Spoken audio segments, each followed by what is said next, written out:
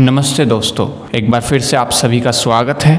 आज हम बात करेंगे कि एक ब्रह्मचारी की आदर्श दिनचर्या कैसी होनी चाहिए। ये सिर्फ ब्रह्मचारी के लिए ही नहीं, हर एक उस व्यक्ति के लिए है जो कि अपने शरीर की अमूल्य धातु वीर्य को बढ़ाना चाहता है। यदि आपके शरीर में वीर्य यानी सीमन, जो शरीर की सातवीं धातु है, यदि वो शरीर में है तो आपके शरीर की शक्ति निरंतर बढ़ती जाती है। जैसे आप उसको अपने शरीर से बाहर निकालते हैं तो आप देखते हैं कि आपका जो आत्मविश्वास है वो गिरने लगता है, सेल्फ कॉन्फिडेंस आप में नहीं रहता, आपके अंदर साहस और धैर्य खत्म होता जाता है, शरीर की शक्ति खत्म होती जाती, शरीर कमज़ोर होने लगता है, आलस आने लगता है।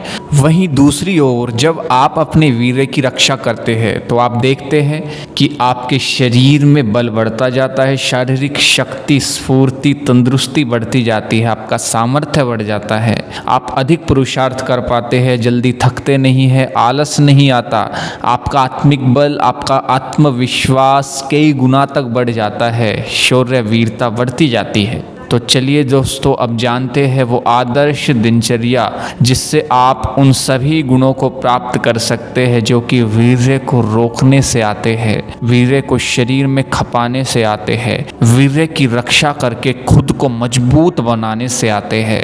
दोस्तों, यदि हम दिनचर्या की बात करें तो दिनचर्या का अर्थ होता है कि आपको दिन भर में क्या क्या करना है, यानी आपको कब उठना है, कब सोना है, क्या खाना है, कितना खाना है, आपको कौन सी पुस्तकें पढ़नी है और कुछ विशेष ध्यान और ईश्वर से संबंधित बातें जिनसे आप अपने ब्रह्मचर्य को और मजबूत कर पाएंगे और अखंड प्रचंड ब्रह्मचारी बनेंगे। तो दोस्तों, इसमें सबसे पहले आपको सुबह 4 से 5 बजे के बीच में उठ जाना है। उसके बाद आपको 2 से 3 गिलास हल्का गुनगुना पानी पीना है। पानी पीने के बाद आप पेट साफ कर लीजिए। पेट साफ करने के बाद आप व्यायाम, योगा या रनिंग जो आप करना चाहे वो कीजिए। आप दौड़ लगाइए, दौड़ लगाने के बाद आप व्यायाम कीजिए, दंड बैठक लगाइए, पुशअप्स, क्रंचेस, सूर्य नमस्कार कीजिए, डंबल वगैरह भी आप उठा सकते हैं। आपको अपने शरीर में खूब पसीना बहाना और देसी मेहनत करनी है। उसके बाद जब पसीना सूख जाए तो आप नहा लीजिए और नहाने के बाद अब आपको लेना सुपर फूड, यानी ऐसा भोजन जो कि सुपाच्य हो, प्राकृतिक हो, शक्तिवर्धक हो और शरीर में बल को बढ़ाए, जिसमें आप ओट्स और मिल्क ले सकते हैं। देखिए दोस्तों, इसमें आपको एक चीज़ का विशेष ध्यान रखना है, जो आप दूध ले वो देसी गाय का ही होना चाहिए। यदि आप भैंस या जर्सी गाय का दूध लेते हैं तो वो आपको नुकसान ही करेगा, क्योंकि सिर्फ और सिर्फ देसी गाय का दूध ही है जो हमारे शरीर के अनुकूल है। इसलिए आप देखेंगे कि हमारे जो महापुरुष थे जैसे श्री कृष्ण, श्री राम आदि, वो सभी देसी गाय के दूध का ही प्रयोग करते थे और हमारे ग्रंथों में, आयुर्वेद ग्रंथों में देसी गाय के दूध को ही पीना कहा गया है। या आप सुबह दही और केला ले सकते हैं।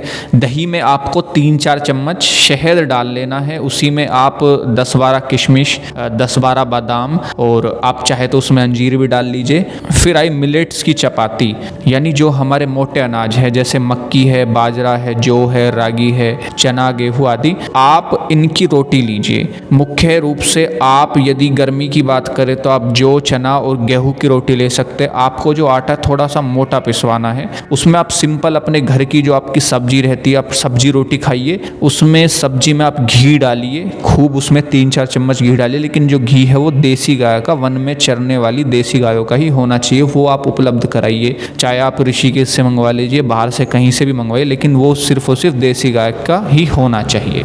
या आप चाहे तो गर्मी में जौ की रोटी और सर्दी में मक्के की रोटी के साथ दूध ले सकते हैं। उसमें आप दूध में 3-4 चम्मच घी भी डाल सकते हैं। या आप चाहे तो जौ का दलिया और दूध ले सकते हैं, या जौ और गेहूं का मिक्स दलिया भी ले सकते हैं। सिर्फ आपको गेहूं का दलिया नहीं लेना। यदि आप सिर्फ गेहूं का दलिया लेंगे तो उसमें ग्लूटन होता है, ये आपके शरीर में नहीं पचेगा, नुकसान करेगा।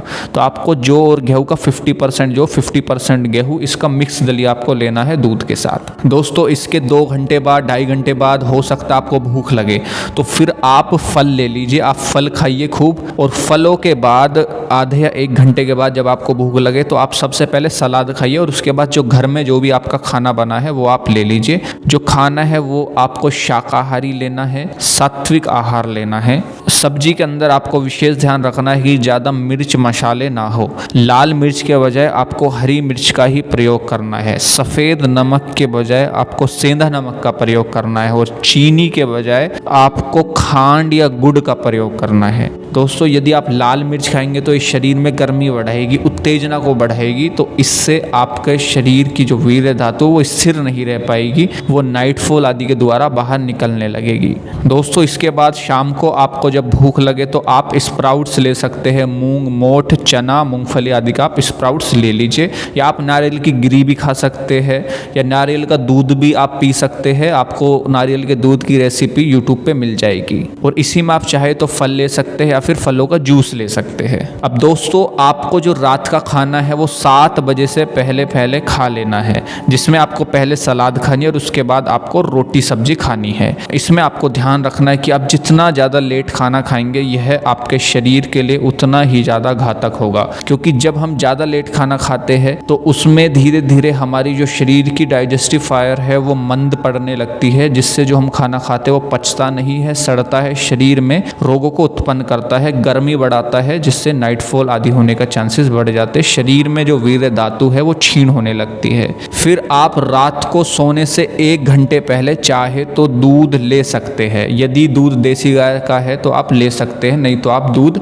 मत लीजिए। तो इसके बजाय आप 1 चम्मच आंवले का चूर्ण गुनगुने पानी में मिलाकर पी लीजिए। दोस्तों, इस दौरान आपको ध्यान रखना है कि आपको खाने के 1 या 1.5 घंटे बाद ही पानी पीना है। खाने के दौरान या खाने के तुरंत बाद पानी नहीं पीना, ताकि खाना अच्छे से पचे। इसी दौरान पूरे दिन भर में जो भी आपका कार्य है, उसी बीच जब जब आपको समय मिले तब तब आप क्रांतिकारियों की पुस्तक पढ़िए, आध्यात्मिक पुस्तकें पढ़िए, जिससे आपकी वृत्तियाँ, आपका जो मन है वो सात्विक हो, आपके मन में गलत विचार ना है, आपके मन में पवित्रता बढ़ती जाए। दोस्तों, इसी में आपको रात को सोने से पहले 10 मिनट गायत्री मंत्र का जाप करना है, और सुबह जब आप व्यायाम खत्म कर ले तो आपको 10 मिनट ओम का जाप करना है, जिससे आपके मन में गलत विचार नहीं आएंगे और आप अपनी इंद्रियों से कुचेष्टा नहीं करेंगे। और दोस्तों, साथ ही साथ आपको ऐसे लोगों से दूर रहना है जो कि गंदी बात करे, गंदी विषय वासनाओं की कथाएं छेड़ें और माताओं बहनों के प्रति